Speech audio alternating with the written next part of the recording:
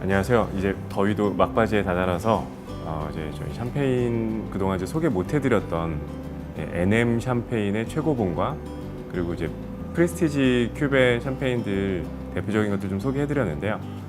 이제 프레스티지에서도 가장 이제 최상급 각 하우스에서 그러니까 프레스티지 큐베를 넘어서는 정말 이렇게 퍼스트 클래스에 해당하는 이제 그런 큐베들이 또 있습니다. 그래서 오늘은 이제 정말 샴페인의 최고봉이라고 할 수 있는 그 대표적인 샴페인들 같이 소개해 드릴 텐데요.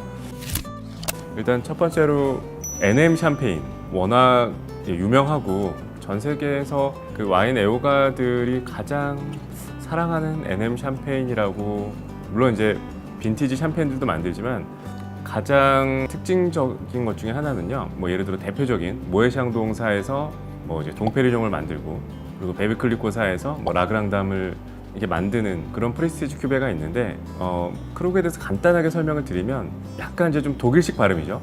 예전에 이제 그 여기 설립자인 그 요한 조셉 크루그 씨 같은 경우가 그 실제로 이제 독일 지방에서 태어났어요. 그 마인츠라는 지방에서 1800년에 태어났는데, 그때 당시에는 이제 나폴레옹 제국의 시대였기 때문에 프랑스 영토에 속해 있었죠. 그래서 이제 그 크루그라는 이름이 이제 1843년에 설립이 돼서 지금까지 가장 뛰어난 샴페인으로 이렇게 알려져 오고 있는데요. 실제로 크루그라는 자체가 그냥 프리스티지 큐베입니다. 처음 설립부터 지금까지 남아있는 하우스가 이제 지난 시간에 소개해드렸던 살롱이라는 샴페인 하우스고요.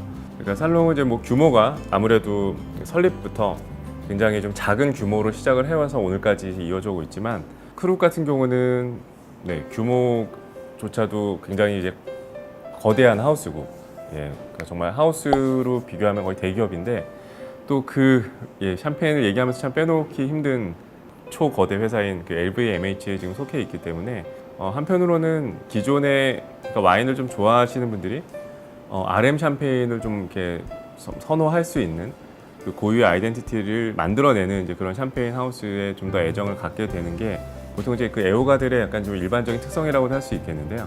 크룩 같은 경우도 NM 샴페인이 가장 메인이고 LVMH에 속해 있지만, 실제로 그 크룩 가문이 독립적인 운영을 하는 데 있어서 지금까지도 계속 LVMH사에서 계속 확보를 해주고 있기 때문에 여전히 그런 어떤 거대 기업의 큰 어떤 마케팅적인 힘에 기대기보다는 그냥 크룩 자체의 뛰어난 역사를 그대로 이렇게 잘 이어져 오고 있는데요.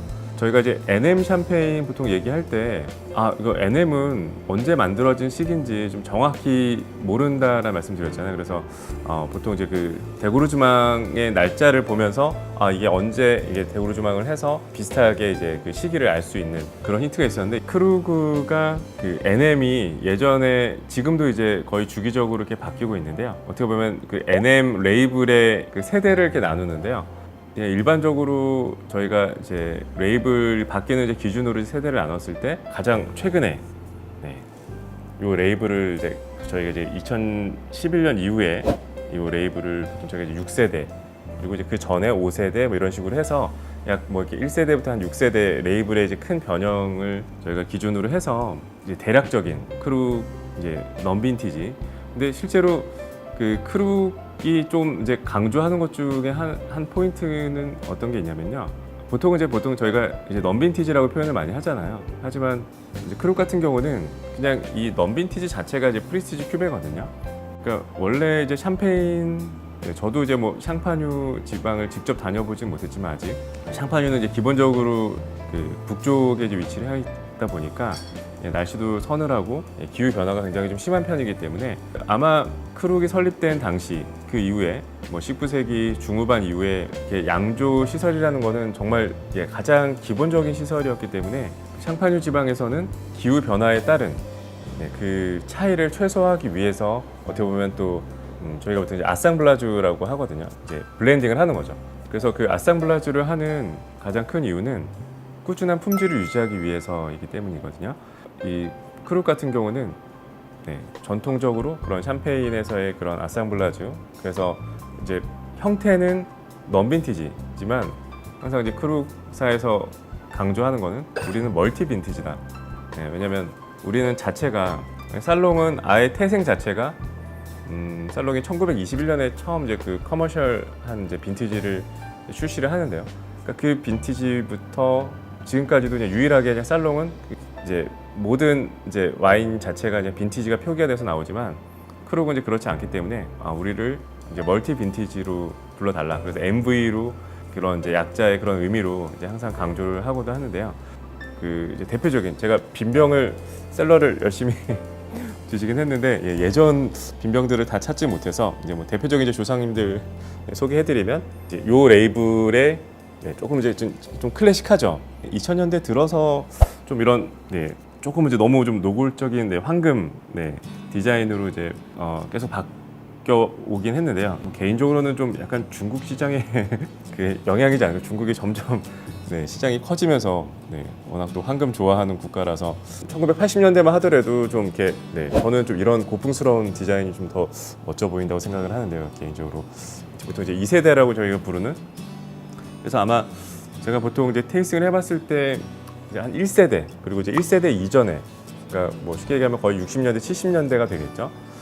그때 그 이제 이 멀티 빈티지 크루 이제 0세대 뭐 1세대 이렇게 꼽을 수 있는 시기에 지금 레이블들은 아무래도 좀 이렇게 위험 부담이 큽니다. 이제 구매를 했을 때 저희가 이제 올드 빈티지에서 가장 좀 주의해야 되는 부분은요. 물론 그 자체로 정말 이렇게 살아 있음을 느낄 수 있는 그런 생명력이 있는 것도 좀 이렇게 경이로울 수 있는, 뭐 샴페인이 60년대 같은 경우면 이제 거의 이제 뭐 50년 이상 숙성이 된 거잖아요. 그래서 정말 이렇게 한 50년 된 나보다도 더 연세가 많은 샴페인을 이렇게 마신다라는 것도 굉장히 그 자체로 감명 깊을 수 있는 그 경험이 될 수 있겠지만, 아무래도 이제 오래되면 그만큼 희소해지기 때문에 뭐 구하는 것 자체도 어려울 뿐만 아니라 시장 가격도 굉장히 고가에 형성이 되어 있는데요. 그래서 그런 와인들을 이제 구매를 할 때는 과연 이제 어느 정도 그 샴페인 자체 고유의 풍미를 느낄 수 있는 그 시기인지를 충분히 고려하는 것도 중요합니다. 단순히 이거 정말 이거 구하기 어려운, 이건 정말 0세대 그 크룩인데 이거 꼭 구해야겠어 했는데 실제로 바틀 상태가, 보관 상태가 이렇게 좋지 않거나 아니면 너무 이제는 오래돼서 거의 이제 산화가 많이 진행이 된 바틀일 수도 있거든요. 그래서 좀 이렇게 리스크한 요인들을 좀 고려하셔갖고 구매를 하시기를 좀 추천을 드리고요. 그래서 지금 기준으로는 이제 저희가 아무래도 80년대 그 이 2세대 레이블까지는 조금 그래도 그런 좀 이렇게 리스키한 요인들이 아무래도 아직까지는 그래도 저희가 올드 빈티지의 그런 크룩 바틀을 멀티 빈티지로 한번 경험해 보신다고 하면 한 2세대까지 좀 추천을 드리고요.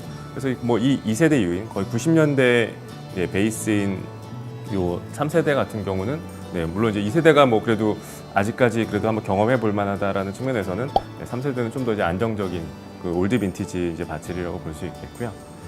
그래서 뭐 아무래도 이 올드 빈티지 바틀은 실제로 국내에서는 이제는 구할 수가 없고요. 대부분 이제 해외에서 아주 그것도 드물게 이제 구매가 가능하실 텐데, 물론 이제 아직 조금 이제 나이가 영하신 분들은 가장 최근 6세대 이제 좀 영한 멀티 빈티지라고 하더라도 이 자체도 뭐 셀러링을 한 10년 정도 한다고 하면 거의 이게 세대를 이제 또 그 다음 세대가 이제 나왔을 때 이 또한 이제 약간 이제 좀 조상님 이제 계속 레벨로 숙성이 되겠죠. 그래서 이제 크룩은 가급적이면 뭐 모든 대부분의 그 샴페인들이 그렇지만 출시된 이후에 뭐 고급 샴페인을 기준으로 했을 때는 거의 한 10년 정도 자체적인 이렇게 셀러링을 하면 훨씬 더 이렇게 고혹적이고 이렇게 샴페인 자체의 그 캐러멜라이즈 되는 그 풍미가 샴페인에서 느낄 수 있는 또 가장 큰 매력이기 때문에 그렇게 한번 꼭 나중에 그렇게 경험해 보시길 다시 한번